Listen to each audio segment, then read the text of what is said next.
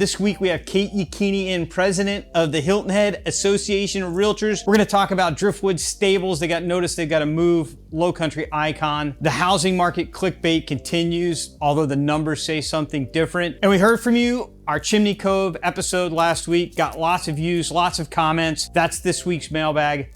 Today, Market Monday. So big treat today, everybody. I have Kate with me. Kate, thanks for stopping in. Oh, I'm excited to be here. I've been watching the Market Mondays, and I love watching them and keeping up with everything y'all are saying. And you still said yes when we asked you? I still said yes. Oh my gosh! Oh my gosh! For those of you that don't know, real treat. Kate is the president of the Hilton Head Area Association of Realtors, or Hilton Head Association of Realtors now, right? Yeah, Hilton Head Area Realtors. Okay. It's our official title. Sorry, I screwed that up, Gene. What's it been like? It's been a great year. I actually just got back from the South Carolina State Realtors Conference. So I serve as a representative on the board of directors for that as president. Yep.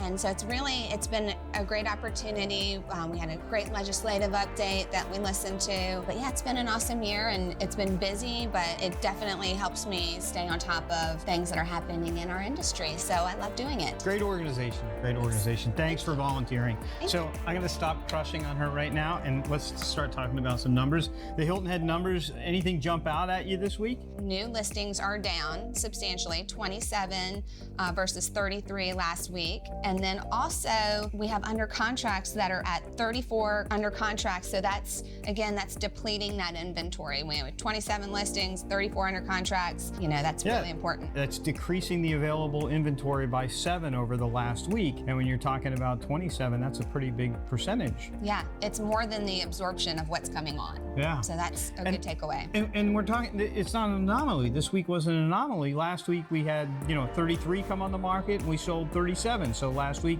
we lost another 4 of available inventory. It's the same message that we've been delivering week after week. Cumulative days on the market, that's probably the lowest that it's ever been. Yeah, 37 days on market. So average. That's nuts. That's insane. And the average selling price is up 20% year over year. So the numbers that I'm seeing here locally, it's just not indicative of a crash. We talk about the weather being local. Real estate markets are local too, right? Indeed. And supply and demand, it's hard to argue with those things. Facts. They're facts. Driftwood Stable. Yes. You ever ride horses? I did as a child. I rode for maybe a year or so. Yeah. Has Jonah ever ridden a horse? Not yet, and we should, because we have Moss Creek Stables right in front of the community. So we really probably should do that with him, because I think it's such a great thing for kids. But yes, I saw this article, established business, 5 years in business. I saw that was very sad that they're going to have to relocate. It's a bummer, right? It's tough. I mean, we're talking, these are questions of property owner rights, right? Which the association, the National Association of Realtors, we're advocates for property rights. We are. Right? We are, they say that there's no political action committee of homeowners, but as realtors, we take on that role. We are the advocates for home ownership rights, for property rights. When someone buys a piece of property, we believe that they have the right to, at some point when they sell their property, profit from that. And we advocate for private property rights. That's part of what we do. Yeah, I mean, we're talking about highest and best use, right? So the highest and best use of this property, the value of the property has gone up so much that its highest and best use is not that of a stable. And so it looks like it's going to be carved up and be a development. And it's unfortunate, but who are we to tell the person that made that investment however many years ago that they can't get the maximum profit out of that investment? Yeah, I mean, so there's zoning laws, there's things that county and the town, they put in place. And so in regards to those, we support those, but however, the private property right and the ability to make money off of real estate is part of, what we do. Sure. So. You wonder if the town has an appetite for an equestrian center. I mean, they have a sailing center. They've done all of these other things. They have a lot of land. Could that potentially be some sort of a solution? I don't know, just putting it out there. Realtor.com article that says the housing market is about to get hammered, what home buyers, sellers should know. It's more the same type of stories that I'm reading, that our numbers, the facts, don't bear out the predictions as far as I'm concerned. I just want to ask you, first of all, did you read the article? I did, and so actually I saw the headline and I said, ooh, I better read that one. We're gonna get hammered. And Not that kind of hammer. yeah, so so anyways, when I look at these headlines, I think back to like 4th grade, and you know, the teacher makes you write your paragraph, and then you've got to give like a title to the paragraph, but it has to say, you know, your title has to say what's in here. So that's, you know, that whole clickbait thing that y'all always talk about. But really, this article could be called "Interest Rates Are Going to Go Up, Whoop-de-doo."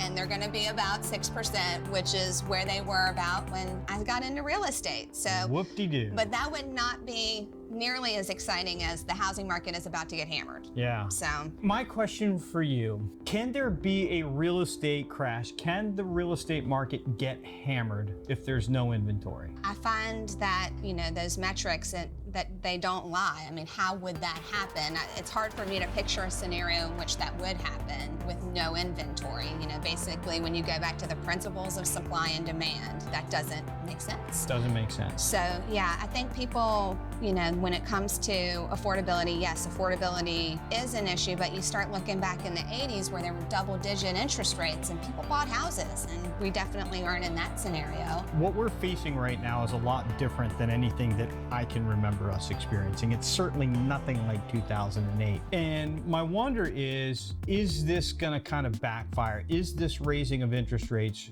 gonna backfire?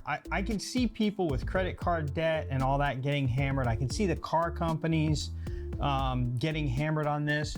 But you know, if you're in your house and you have a 2.9% interest rate, why don't you just stay put?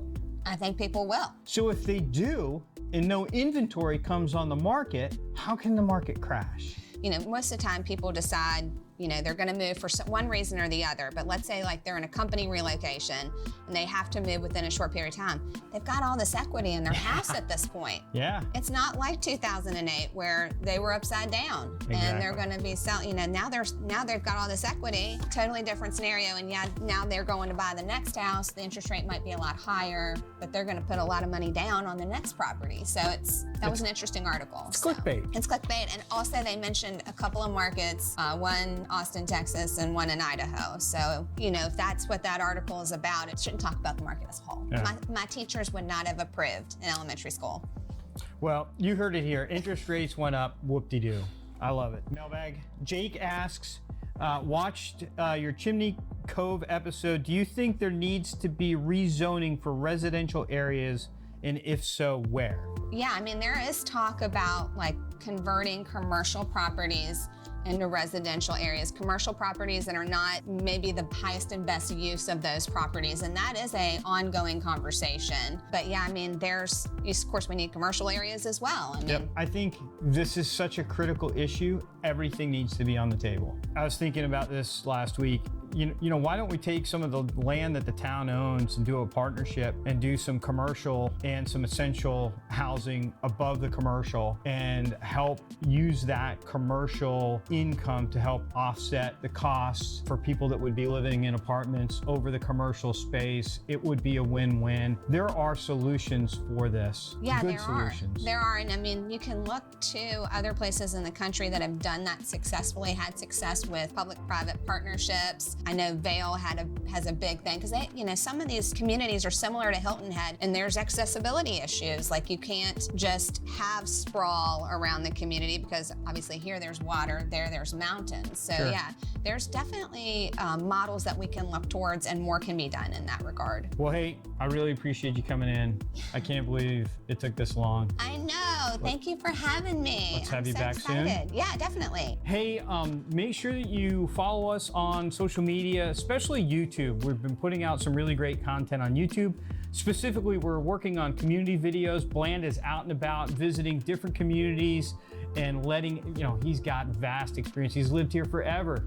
And he's sharing some of his expertise on the local communities, and you don't want to miss it. If you give us the thumbs up and you subscribe and you turn on notifications, do all of that, and we'll see you on YouTube.